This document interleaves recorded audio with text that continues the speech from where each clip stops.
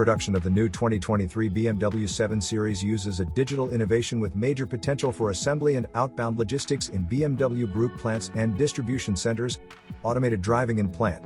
As part of the digitalization strategy, the AFW project will be piloted in Dingolfing from July and sees newly produced 7 Series drive automatically along a 170-meter route from the first ignition and initial testing area and assembly to the finish area in the plant. The same method will be used to get vehicles from the end of the finish line to the dispatch area.